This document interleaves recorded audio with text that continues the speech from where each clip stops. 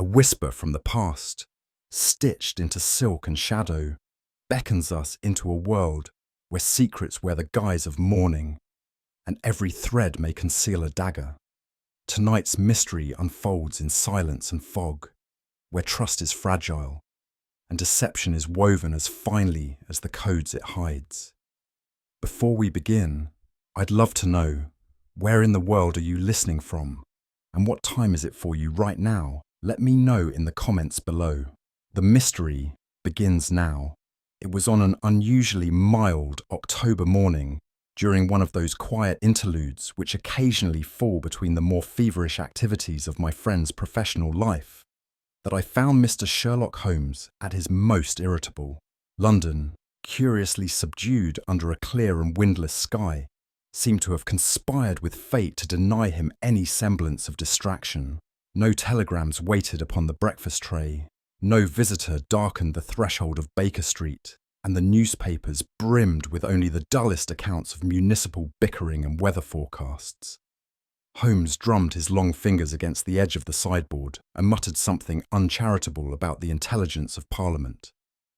"I fear, Watson," he said, fixing me with a look of weary contempt, "that today the criminal classes have chosen to honour the Sabbath."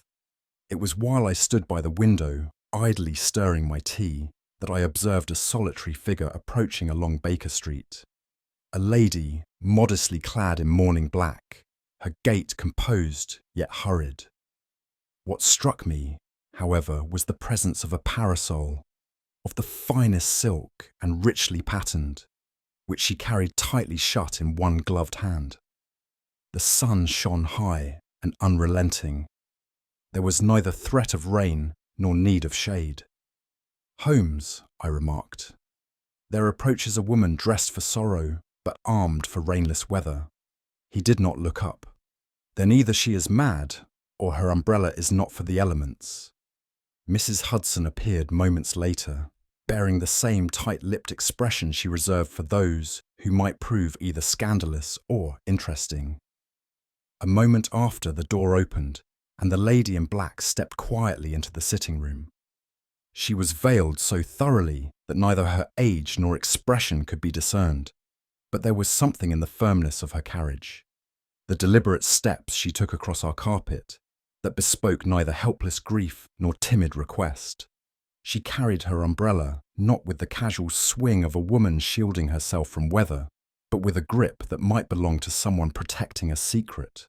Holmes, who had risen the moment she entered, regarded her with the same narrowed interest I had come to recognize as his equivalent of a bow. Before she had uttered a syllable, I saw Holmes' eyes pass from the hem of her dress to the creases of her gloves, pausing a moment at her right cuff, where a faint, coppery stain had escaped her attempts at laundering. His nostrils twitched, perfume, perhaps, though none I recognized. A faint smile tugged at the corner of his lips. "She has been in mourning no more than a week," he murmured to himself, "and has written no fewer than 3 letters since leaving her house." "Pray be seated, madam," Holmes said, with the air of a man extending hospitality to a chess opponent. "And perhaps, when you feel ready, you will explain to us why you bring a sealed umbrella to Baker Street on one of the sunniest mornings of the season." The lady hesitated but complied, settling into the chair nearest the fireplace. Her gloved hands tightened briefly around the handle of the umbrella, which she now rested across her knees. There was silence. Holmes waited, as he always did, until truth felt compelled to speak. The lady sat with the stillness of a portrait, her posture upright, the veil still drawn, her gloved fingers unmoving over the length of the umbrella. When she spoke, her voice bore the cultivated cadence of the well-bred Englishwoman, though tinged with the hesitation of recent sorrow. "My name is Eugenia Halloran," she began. "Until last month, I was the wife of Sir Reginald Halloran, formerly of the diplomatic service." At the mention of that name, I saw Holmes' eyes flicker with interest.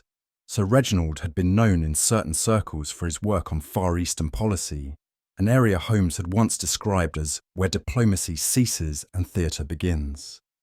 "My husband died quite suddenly," she continued, her voice calm. The official cause was heart failure, though I must confess I found the explanation unsatisfying. Holmes inclined his head without a word, and I saw the quiet shift in his attention, that barely perceptible sharpening that told me the game, though unseen, had already begun. There were no warnings, she said, no ailments, no history of weakness. Reginald was vigorous, particular about his diet, and had been in high spirits the very evening before his collapse. We had just returned from a dinner at the embassy when, quite without complaint, he retired to his study and never emerged again. "You found him?" Holmes asked. "I did, in his chair. The book he had been reading was still in his lap. And the authorities accepted the cause without hesitation. Entirely. The physician, Dr. Calder, wrote the certificate within the hour. There was no inquiry." She drew a breath and shifted slightly, the umbrella pressing harder into her lap. "I remained quiet at first," she continued, "but I could not shake the sense that something was deeply wrong. In the days following his death, I began to notice things, small, peculiar things that seemed out of place." Holmes steepled his fingers, his gaze steady. "Grief sharpens some eyes, Mrs. Halloran, and blinds others. Let us discover which yours has done." "It was during the packing of his things," she said, her gloved fingers now gently tracing the edge of the umbrella, "that I came across this." She lifted it, offering it to Holmes. "It was Reginald's gift to me on our anniversary, purchased during his last assignment in Shanghai. He always said it was too fine for English rain.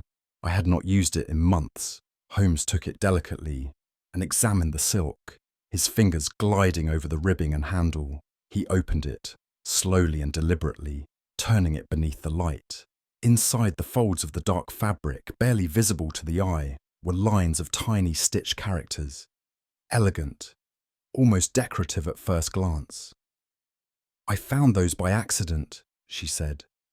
"The stitching, it wasn't there before, not in that pattern." Holmes looked up. "You are certain?" "I believe I am, and it was not the only thing. There have been strangers near the house. I have received no condolences from some who would ordinarily write, and once I found the umbrella moved from where I left it." She hesitated before speaking further. "For several days now, I felt watched. There's a gentleman, tall, thin, foreign in appearance. I've seen him 3 times in the last week, once across from the house, once outside the grocer's, and once just yesterday, near the park." Holmes said nothing, but reached out and with the lightest touch turned back her left wrist. There on the inner edge of her cuff was a faint smudge, a mark in dark ink, not yet wholly faded. She followed his gaze, and I noticed how swiftly she withdrew her arm. "It must be from my correspondence," she said hastily. "I have written letters." 3, Holmes replied, returning the umbrella to her hands. "Yes," she said slowly. 3. He said no more, but his expression told me the number had not been a guess. Holmes leaned forward and tapped the umbrella gently, indicating the inner embroidery. "These markings, Mrs. Halloran, are not Chinese characters. They are meant to appear so, but they are no more Chinese than I am a pianist. The structure lacks syntax. They are symbols, artfully chosen to suggest something familiar while concealing something quite foreign." She said nothing. "In fact," he continued, "they are arranged in a very particular sequence.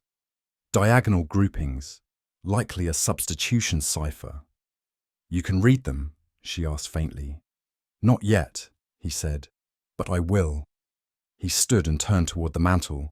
"What you have brought us, madam, is not an umbrella. It is a letter, stitched in silk, folded shut, and carried in plain sight. The only question that remains," he said, glancing back toward her, "is whether you were meant to read it or merely to deliver it." She made no reply, but something flickered behind the veil, something that did not belong to surprise. Holmes moved toward the window and folded his arms. "You wear black, Mrs. Halloran," he said, "but your veil is Parisian. Purchased within the last 10 days, I would wager. And your gloves, while respectable, bear no signs of long wear. If you have been in mourning, it has not been for long." There was a pause. "Reginald died a fortnight ago," she said softly. "Indeed, and yet your perfume," he sniffed the air, "is jasmine, delicate, but not English. A recent acquisition, I should think." Still she said nothing. Her eyes remained hidden, her hands folded tightly once more around the umbrella. Holmes turned to me. "Well, Watson," he said, "we may at least be assured the case is not without its texture." And with that maddening half-smile he so often wore, when standing at the threshold of discovery, he resumed his seat and waited for her truth or for what she would allow in its place. It was Holmes' habit, when confronted by a mystery bearing the faintest diplomatic perfume, to begin not with the living, but with the men who read the papers before they were printed. The quiet, observant sort who haunted clubs in St. James's like silent weather vanes, forever turning to the winds of politics and war. And so, that same afternoon, we made our way to the Albion Club, of which Sir Reginald Halloran had been a senior member. The porter, upon hearing Holmes' name, ushered us in without hesitation. Within, over a politely murmured Scotch, Holmes conversed in his usual fashion, part Socratic, part surgical, with an aged attaché who had served with Halloran in both Rangoon and Singapore. Reginald, the man told us, had lately grown secretive, even by his standards. Papers locked, sudden departures, unexplained absences. He'd been to Paris, then Brussels, and then London again in a span of days. All very hush-hush. "And enemies?" Holmes asked casually. The man chuckled without humour. "In diplomacy, Mr. Holmes, one collects enemies the way a ship collects barnacles, slowly and at great expense." We left the club with more than whispers. Sir Reginald, it appeared, had been involved in a tentative and highly sensitive accord regarding British access to eastern ports, something not yet public, and all the more volatile for its secrecy. According to our informant, a draft had been prepared in Shanghai and carried by private courier. Whether it ever reached London, none could say. Holmes walked silently for some time, his hands clasped behind his back, the umbrella tucked beneath his arm like a curious artifact. When we reached the corner of Pall Mall, he stopped abruptly. "Watson," he said, "do you recall the name Calder? The physician who signed the death certificate?" "Precisely, a former naval surgeon, no longer in active practice, living now in Wimbledon. I looked into him this morning. Quiet fellow, retired without scandal. But there is something unnatural about the absence of protest. For a man of Halloran's stature to die suddenly, and yet inspire not a whisper of inquiry, that is unnatural, Watson. You think the silence deliberate? I think," Holmes said dryly, "that silence can be paid for just as easily as opinion, and silence, my dear fellow, is often the more expensive." Back in Baker Street, Holmes set the umbrella upon the table with the care one might reserve for a surgical specimen.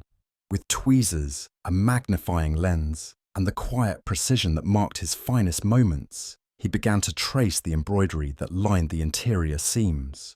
"Observe, Watson," he said, pointing with a scalpel's tip. "The characters appear to form the outline of Chinese Hansi, but their proportion is subtly incorrect. The radicals are reversed in some places. These are not meant to be read, they are meant to be mistaken. For Chinese? For ornamental nonsense by those who cannot read Chinese," he replied, "but for someone with the correct key or the right training. Each stroke serves a function, and you believe it a code." "I do," he said. "A primitive one, perhaps, but effective in its way.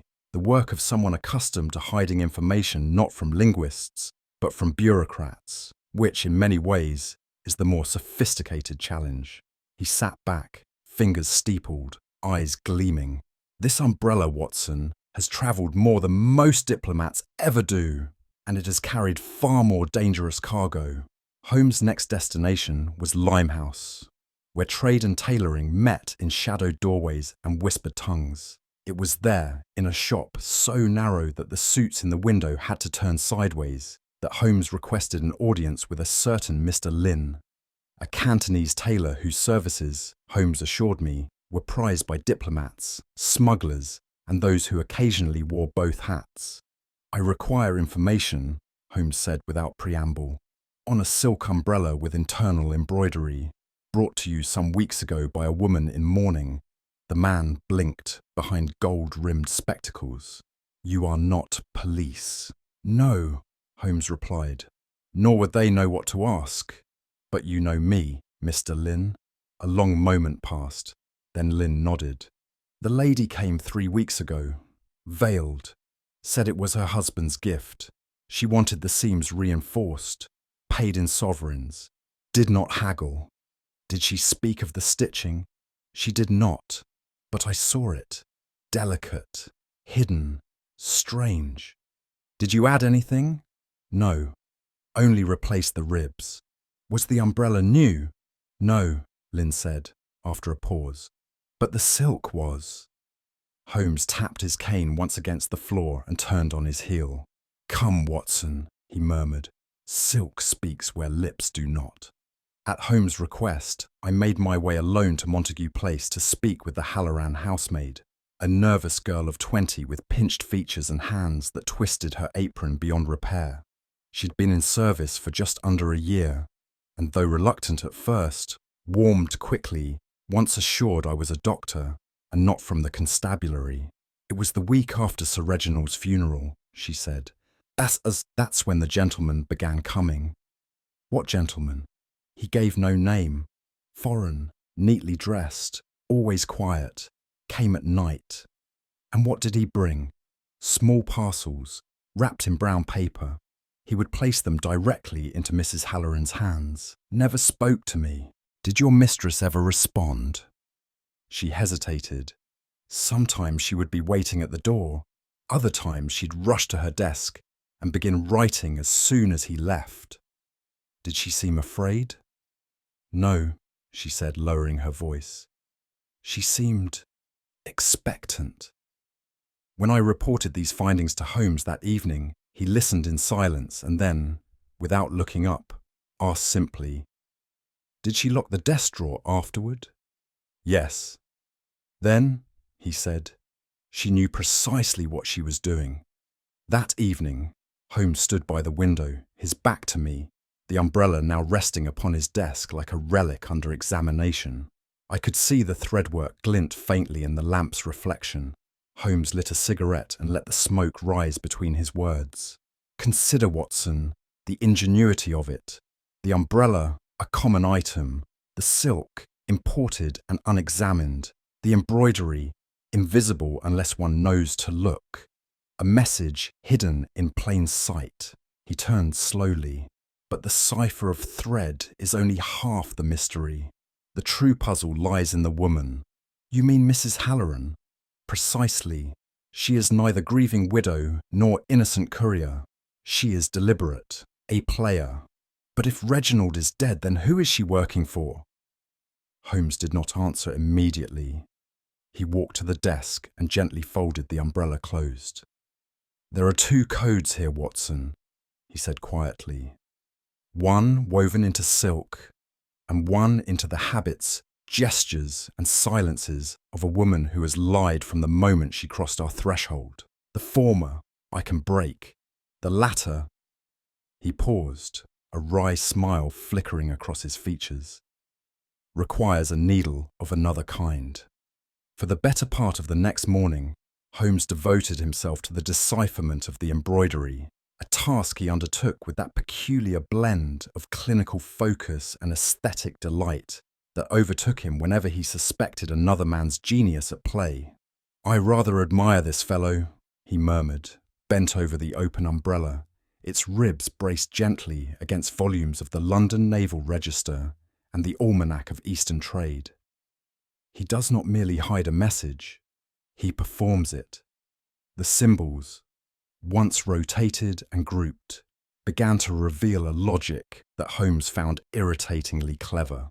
Each character bore two meanings depending on the direction it was read, a form of double encoding meant to confuse the casual observer. "I believe," he said at last, "we are looking at a series of rendezvous points, coordinates and notations regarding naval movement."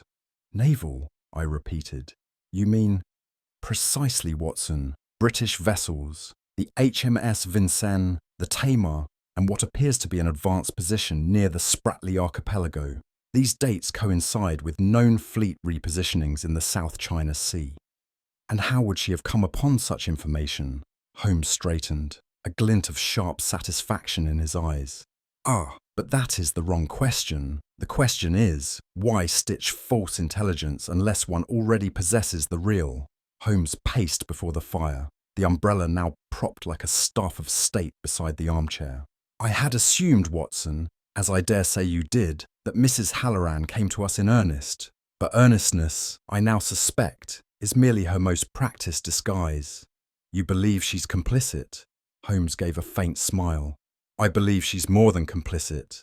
I believe she's indispensable." He gestured to the umbrella.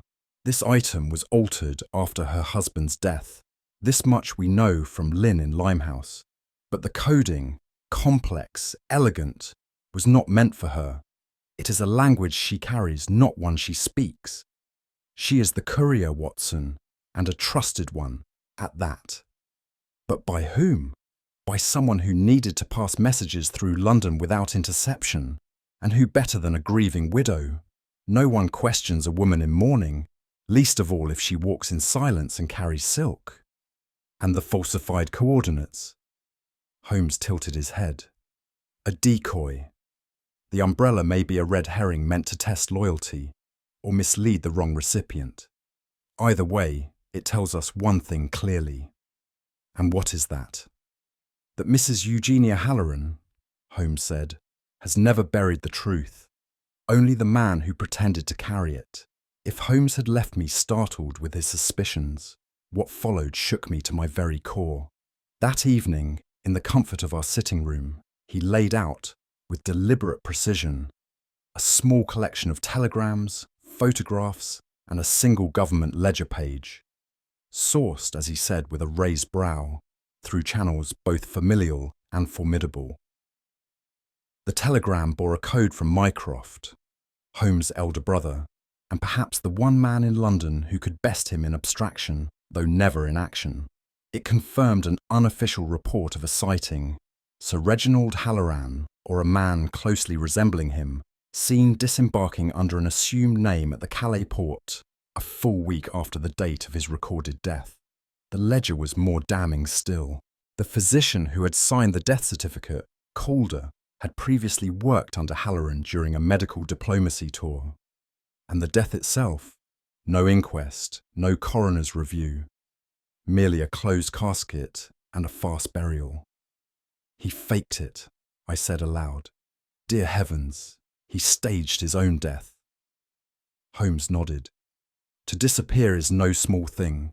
To do so convincingly while leaving your affairs untouched and your wife holding the world's secrets, that is the mark of a man playing for higher stakes." "And Mrs. Halloran, was she in on it?" Holmes' smile vanished. "That, Watson, is precisely the question. For if she was the carrier, then Reginald's deception includes her, and if she was not—" He did not finish the sentence. He merely tapped twice on the umbrella with his index finger, like a man knocking on a coffin. On the following morning, as I returned from an errand to the chemist's, I found Holmes at the desk, absorbed in a document sealed with the red wax of the War Office. "Mycroft," he said without looking up. "He sends his regards, his irritation, and a file marked Chen. Chen. The man described by the housemaid, the quiet visitor, thin, foreign, always delivering something wrapped." Holmes handed me the report. Inside were sketches, composites, names in Mandarin and French aliases, movement patterns across Paris, Berlin, and recently, London. Mr. Chen, it appeared, was no courier, but an operative under long-standing surveillance, known to trade in naval intelligence and diplomatic secrets, sometimes selling to the highest bidder, sometimes serving a cause of his own. He has been seen near the War Office, the Admiralty, and more than once outside Montague Place, Holmes said. Curiously, he has never been arrested. Either he is too clever or too useful. And Mrs. Halloran, she's the pivot, Watson. If Chen is the key to the network, she is the key to Chen. I shook my head. What then is your conclusion? Holmes smiled faintly. That every message has a destination, every sender has a motive, and every code, whether stitched in silk or spoken in silence, eventually demands an answer. He closed the file with a soft click and looked toward the fire. It is time, Watson, that we wrote a message of our own. Watson, Holmes said that afternoon, I shall require a spool of grey silk thread, a needle no thicker than a whisper, and a tailor with more discretion than pride. I blinked. Another umbrella?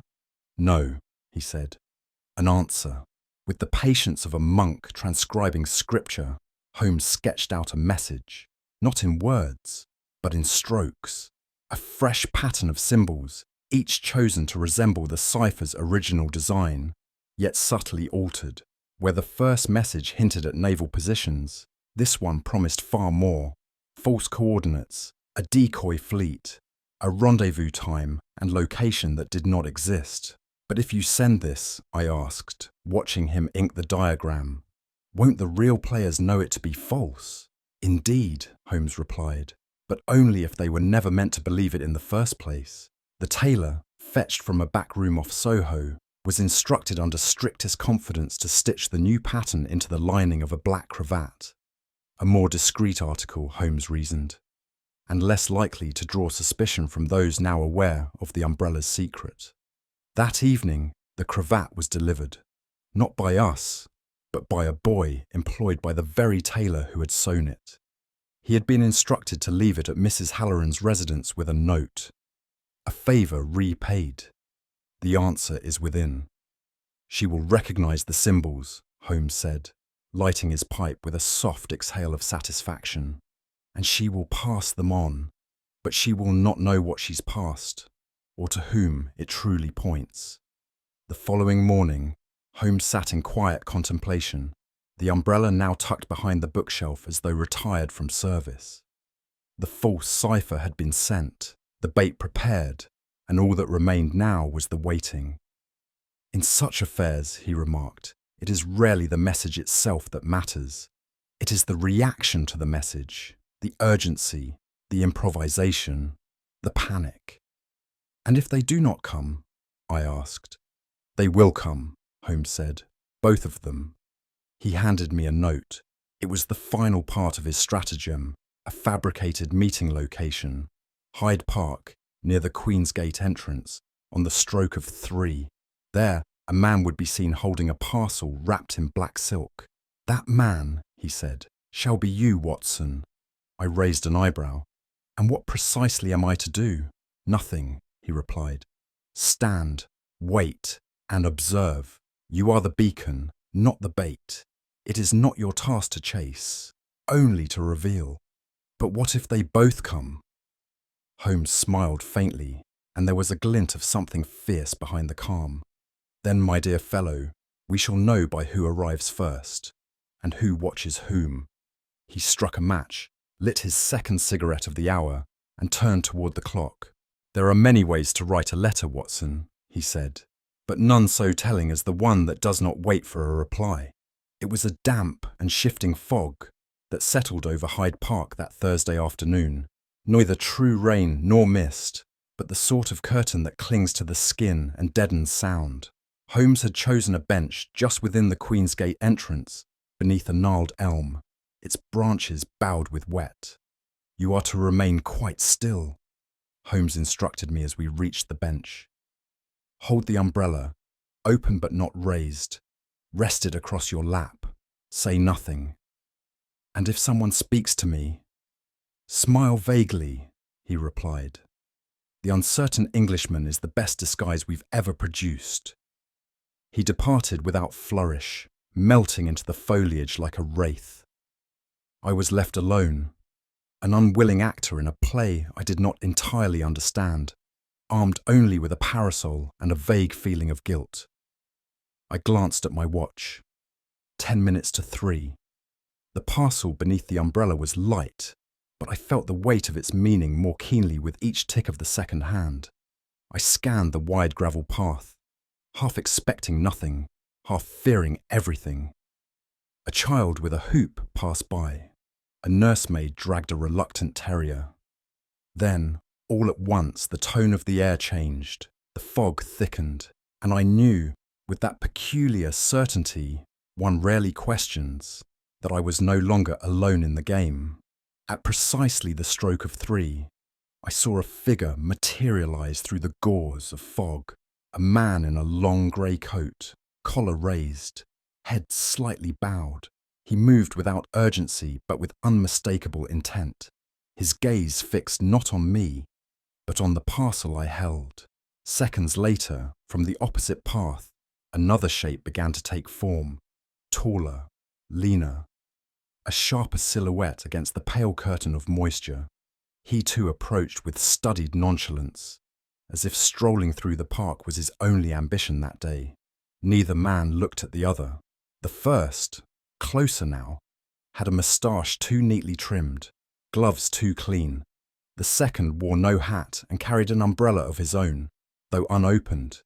His shoes, I noted, were military in make. I did as Holmes had instructed. I made no motion, offered no greeting. I simply sat with the umbrella across my knees and a tightness in my chest that no amount of wall could conceal. The two men neared the bench from either side, each watching me, neither acknowledging the other.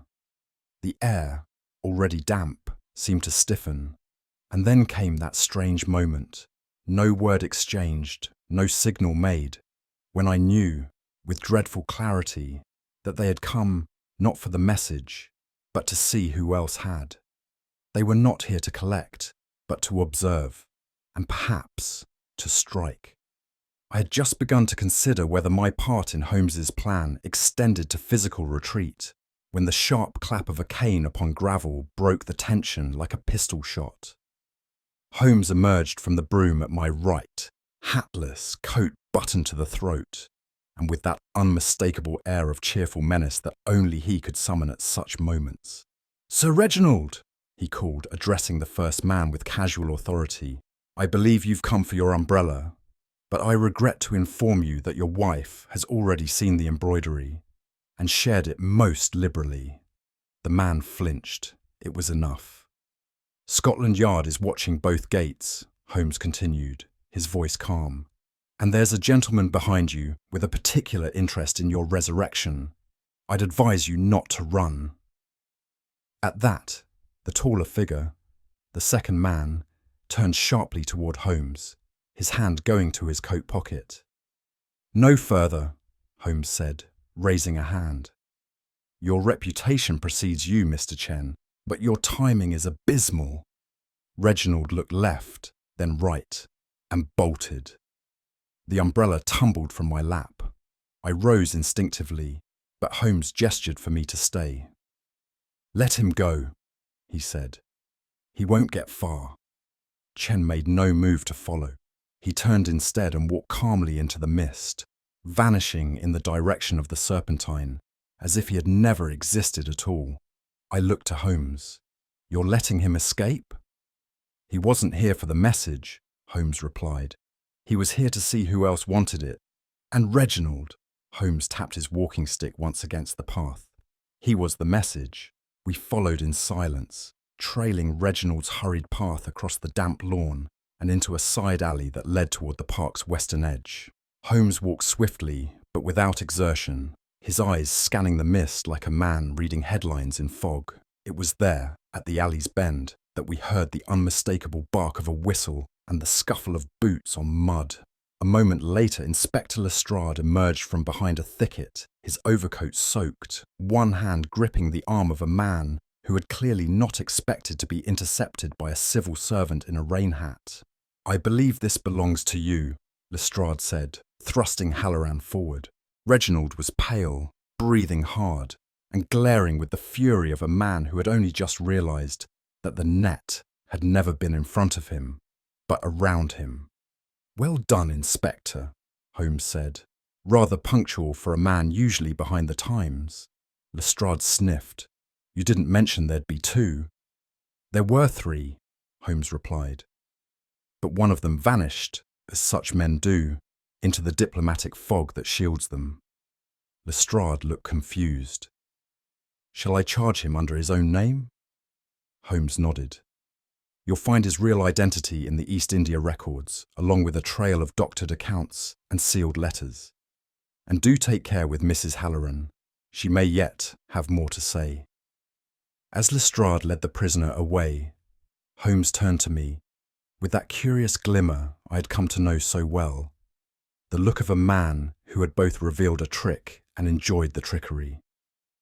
"Well, Watson," he said, lighting a fresh cigarette beneath a dripping awning, "the dead rise, the living vanish, and silk proves more dangerous than steel."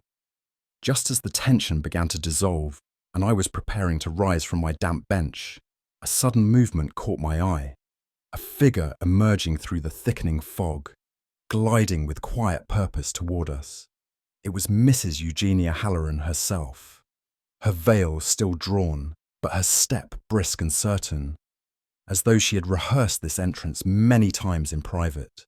She stopped before the men, the very picture of calm collectedness, and without hesitation directed her gaze at Sir Reginald.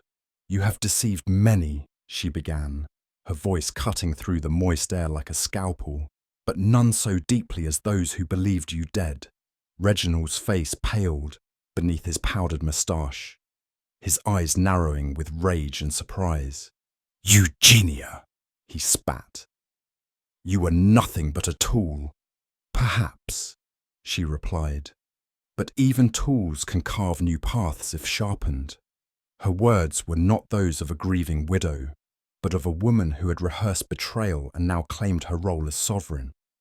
Holmes watched silently, a faint smile playing upon his lips, as the crowd, though sparse, felt the sudden shift in power. I confess, I felt a mixture of astonishment and unease.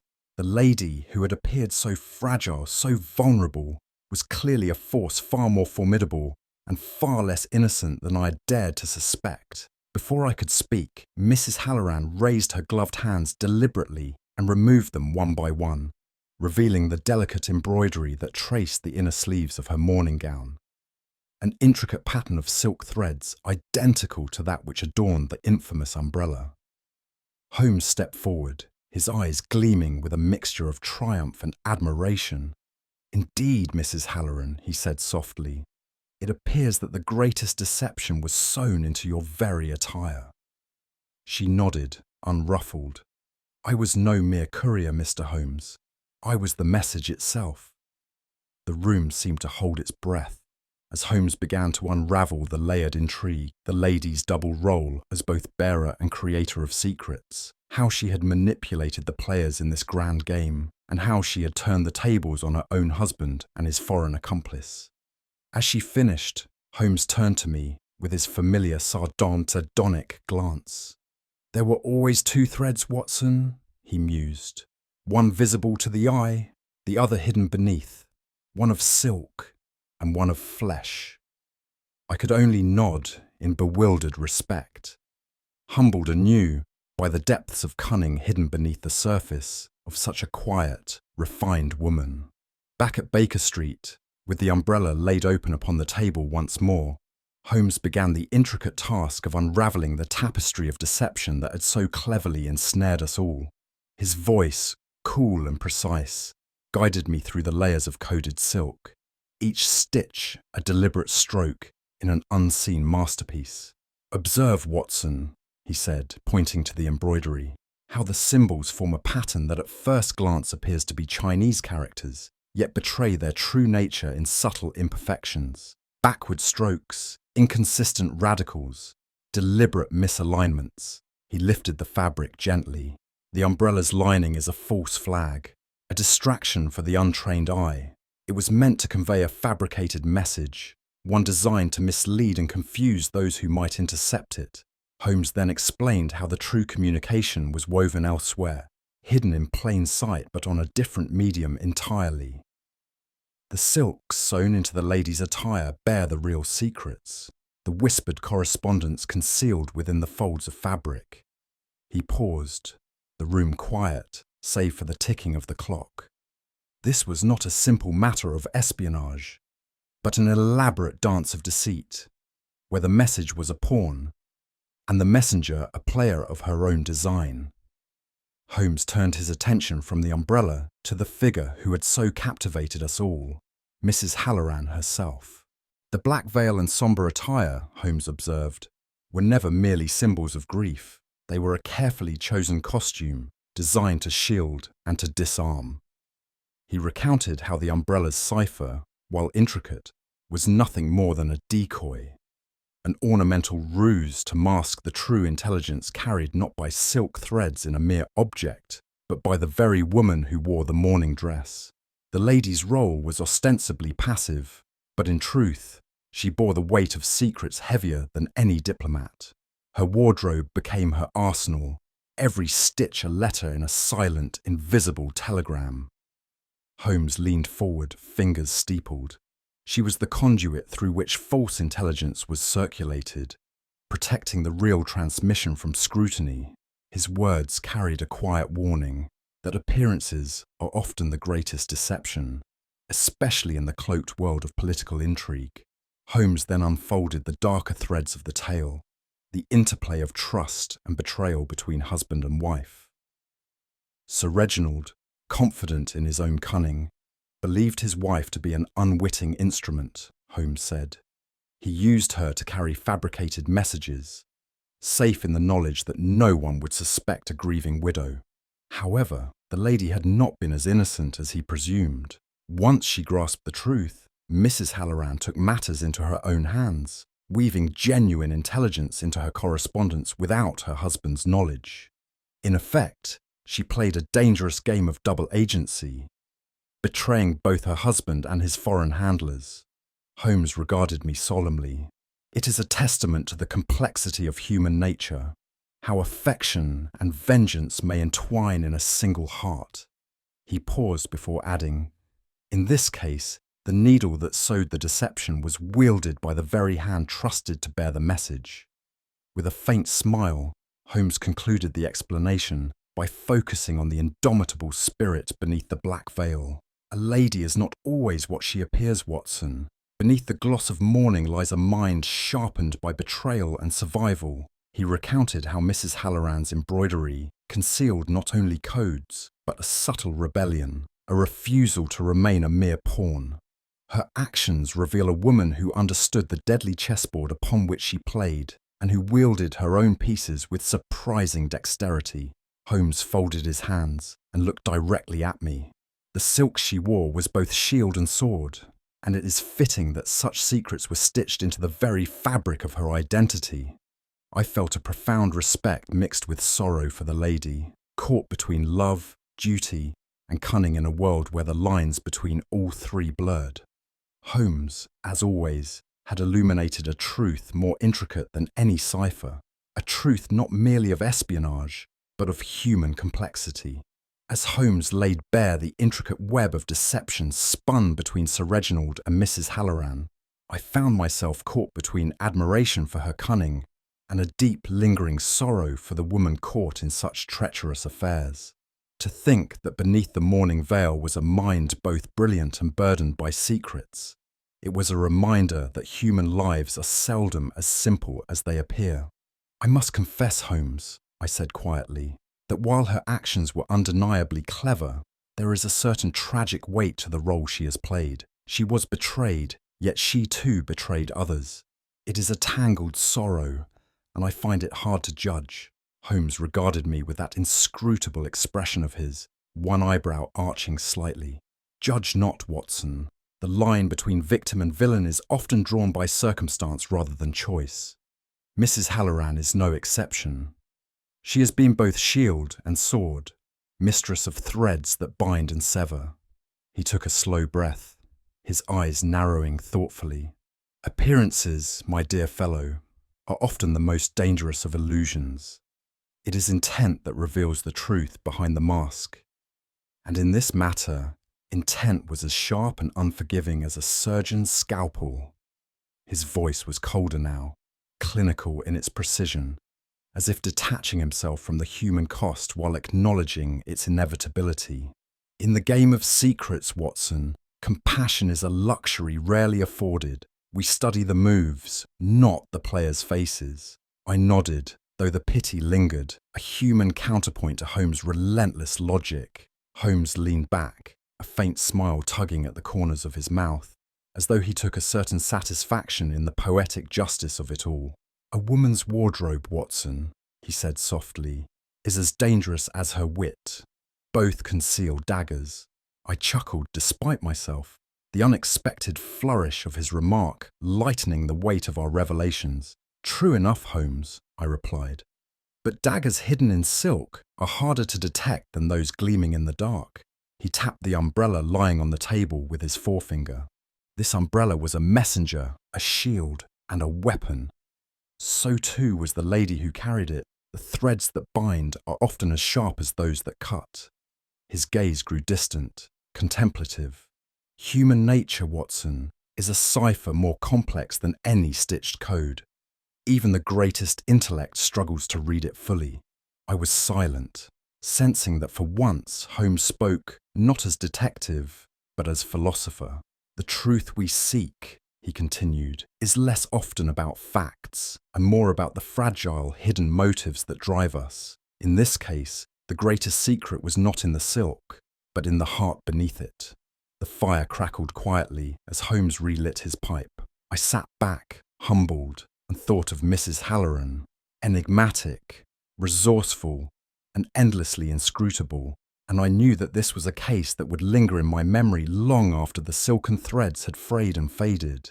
Upon our return to Baker Street, the evening had settled into a quiet gloom, the fog pressing against the panes like a silent witness to the day's revelations.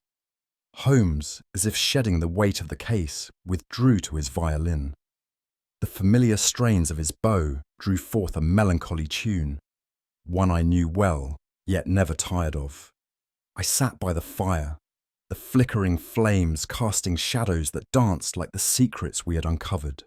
The city outside was muffled and distant, but within these walls the echoes of hidden schemes still lingered.